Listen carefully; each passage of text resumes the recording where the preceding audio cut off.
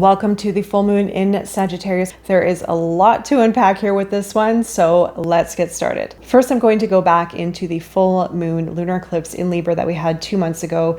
A month ago, we had the full moon in Scorpio, and now we are landing here with the full moon in Sagittarius. And now why I am highlighting these 3 full moons is because I feel they are very important. They are 3 consecutive steps in a row that are, I feel, pertaining to a very significant time in this year. You may be familiar with a lot of the changes that we are going through right now, especially dealing with higher states of consciousness, moving us into a new version of ourselves, a new life experience, but also advancing our consciousness. And these 3 moons are very, I feel, tied together with this particular experience of ours. Now, when we are moving past Libra, we are moving into the more mature zodiac. So this is a time of maturation. It is a time of development. It's a time of wisdom, a lot of wisdom gained through these experiences.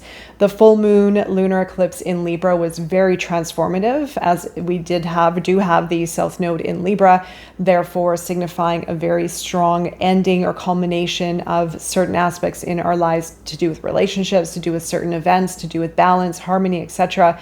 Then we moved into the full moon in Scorpio a month after that, which was hugely transformative. I think I am still actually recovering from that one. And that offered a final purge of this particular time that we're in, where there was a huge purge and release of our depths of understanding what we are holding on to at fears, negativity, old, dense beliefs, energies, emotions that need to cycle out, that need to find their way, which they could still be finding their way out. And I feel that around this time, these 2 full moons in particular, there has been a lot of shifting, especially into a greater state of consciousness, greater awareness. So you may have been noticing certain dips between the highs and the lows. And the highs move us towards a greater state of consciousness, towards a great advanced consciousness, towards 5D consciousness. This is a timeline that we are in. However, it can fluctuate, and this is not a linear process. This is a process of a bit of the messy, sort of the highs, the lows, the in-betweens, the dips. I feel that also it's important to be very aware during this time of what is happening. That is the hope of my videos, is to offer guidance to navigate these times, because I feel they can be very tricky to understand or to find peace with, even though it'll feel far from peaceful. It can feel very tumultuous and confusing and very uncertain. Because also too, we are accessing deep fears and deep emotions and memories within our unconscious self. But through the process, we become more self-aware, we become more developed, we become more mature, especially during this part of the lunar cycle, moving into these full moons, because now we're moving into that state of maturity. We're moving into that state of greater knowing and wisdom within ourselves. And the full moons offer a very powerful time for understanding our depths. Now, when I look at the full moon phases, I look more at the shadow aspects of the zodiac archetypes to understand what might be under the surface, what might be in the unconscious self, as the moon does offer a very potent time to explore our unconscious self, what we can't see, to bring to illumination so that we can understand more of ourselves and our greater timeline and the relationships in our lives. Now, Sagittarius, this is going to be an interesting video, and I had a feeling during the full moon in Scorpio that we had about almost a month ago. I felt that the full moon in Sagittarius was going to be called Between Two Worlds. And the reason why I was feeling this was because of the shifting and the transformation that we have been going through over the last several months. Now, you may have gone through very great big awakenings. You may have had huge changes within your body, within your consciousness, within your emotional self, with relationships, perception shifts, reality shifts. There's a lot of this happening. But when we go through it, we also have the highs, and then we have the lows. We have great fears that are becoming cracked open. We have our true self that is starting to align.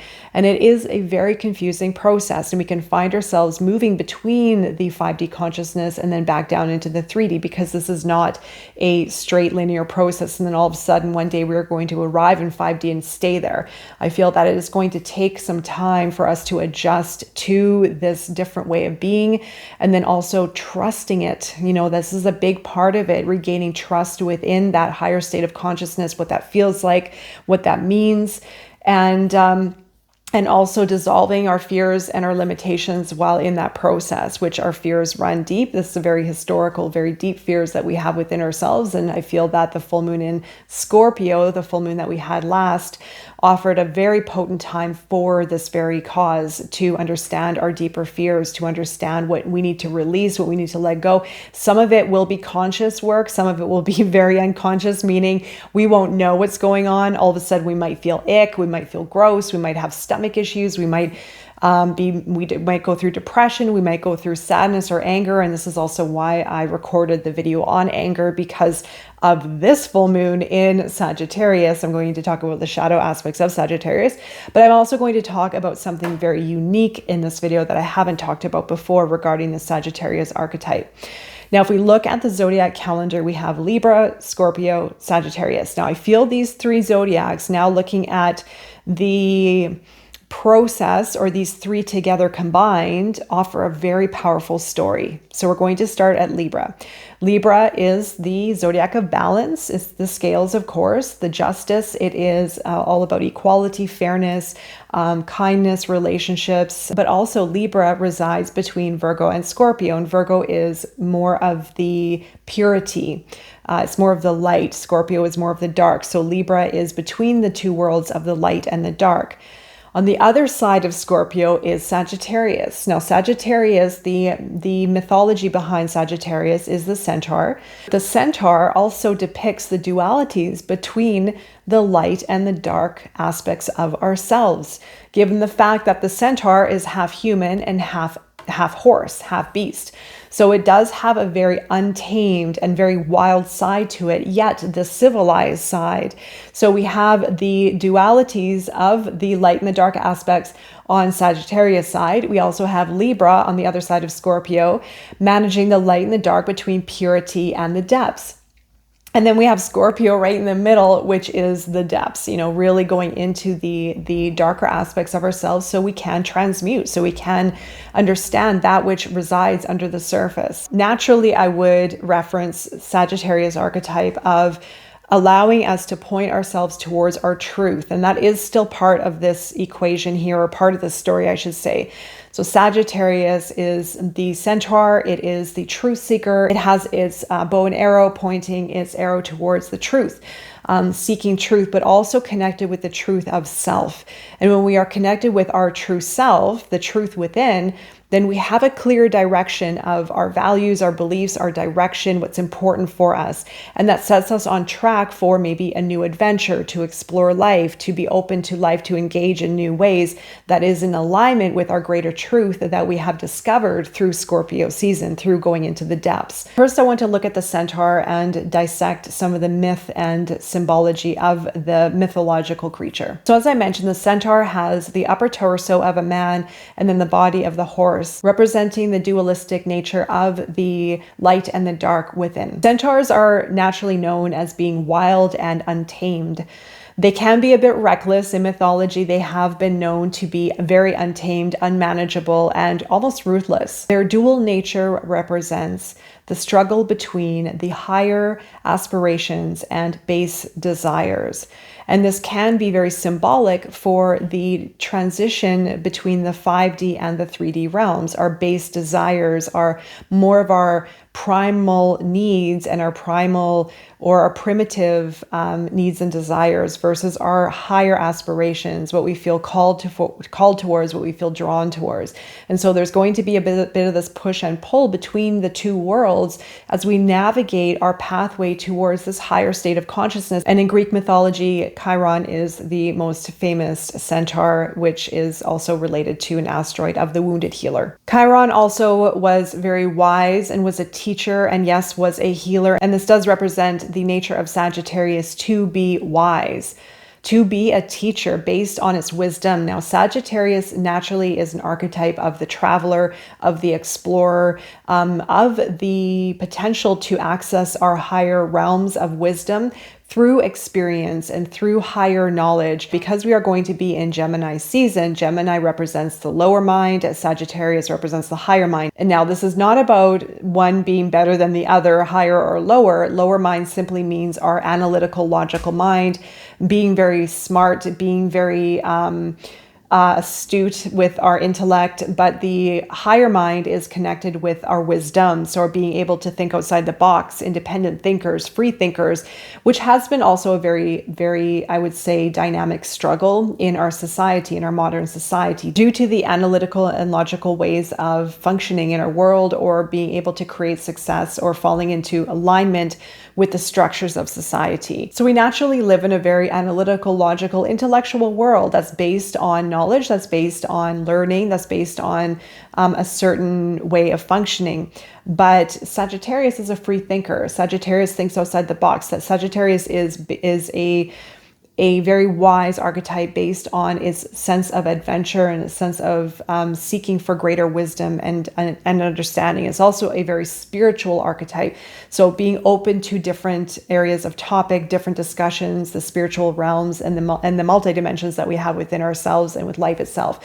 And so this is a very untamed aspect of ourselves that in modern society, in the old paradigm, if you will, has been very confined and very restricted.